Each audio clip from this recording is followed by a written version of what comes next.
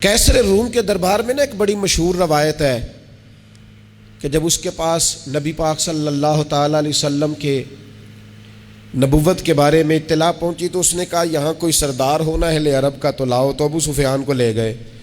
تو ابو سفیان اس وقت مسلمان نہیں تھے، کہتے میں نے پوری کوشش کی کہ کسی طریقے سے انہیں نبی پاک علیہ السلام کے بارے میں کوئی ایسی بات بتاؤں کہ معاذ اللہ ان کا ذہن بگڑے۔ ابو سفیان کہتے ہیں میں نے بادشاہ سے کہا، میں نے کہا بادشاہ ایک عجیب بات بتاؤں تمہیں؟ بتاؤ۔ کہنے لگے انہوں نے ایک عجیب دعویٰ کیا ہے کہ میں رات کے تھوڑے سے حصے میں مسجد حرام سے مسجد اقصیٰ گیا ہوں، پھر ساتوں آسمانوں ساتوں زمینوں لو کرسی اور سب کو دیکھ آیا ہوں۔ اب اس دور میں نا جو بندہ اونٹ کی سواری پر یا گھوڑے کی سواری پر مسجد حرام سے مسجد اقصیٰ جانا چاہتا تھا اسے 2 مہینے لگتے تھے، اور یہاں قرآن کہتا ہے لیلن، پوری رات نہیں، رات کا بھی تھوڑا سا حصہ۔ تو آپ یہ بات مانتے؟ وہ کیسر روم چپ کر گیا، بات بڑی مشکل تھی کہ رات کے تھوڑے سے حصے میں مسجد اقصیٰ جانا آنا یہی بڑا مشکل تھا، اور پھر آگے کی بات تو ویسے ہی وراء الورا ہے۔ وہ ابھی چپ کیا ہی تھا کہ اس کے پیچھے نا ایک راہب بیٹھا تھا، عبادت گزار جو مسجد اقصیٰ میں عبادت کرتا تھا۔ وہ کہنے لگا بادشاہ ٹھہر جا، مجھے ایک بات یاد آئی ہے۔ کہا جناب سنائیے۔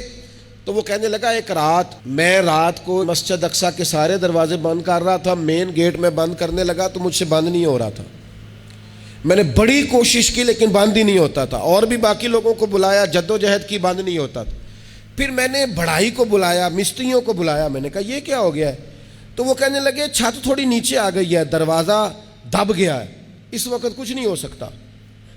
کہتے میں دروازہ کھلا چھوڑ کے چلا گیا، لیکن جب میں صبح آیا نا تو خوشبو ایسی انوکھی تھی کہ وہ نا دل اور دماغ کو معطر کرتی چلی جا رہی تھی۔ رنگ ڈھنگ نہ دو، تھوڑی دیر ہوئی ایک آیا کالیاں زلفاں والا، تھوڑی دیر ہوئی ایک آیا کالیاں زلفاں والا، ایویں 2 گھڑیاں میرے من وچ رکیا ہے۔ تھوڑی دیر ہوئی ایک آیا کالیاں زلفاں والا، ایویں 2 گھڑیاں میرے من وچ رکیا ہے، ایویں 2 گھڑیاں میرے من وچ رکیا ہے تے کر گیا نور اجالا، نیرا اجالا نہیں، نور اجالا۔ تھوڑی دیر ہوئی ایک آیا کالیاں زلفاں والا، 2 گھڑیاں میرے من وچ رکیا ہے تے کر گیا ہے نور اجالا۔ عرصہ ہوا طیبہ کی گلیوں سے وہ گزرے تھے، اب تک ان گلیوں میں خوشبو ہے پسینے کی۔ کہا اتنی خوشبو، اتنا انوکھا انداز۔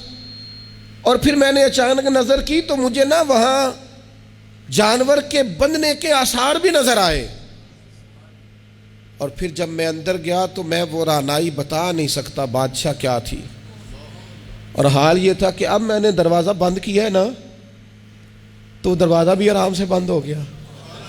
وہ گڑبڑ نہیں تھا، وہ کسی روکنے والے نے روکا تھا۔ وہ کیوں رکا تھا؟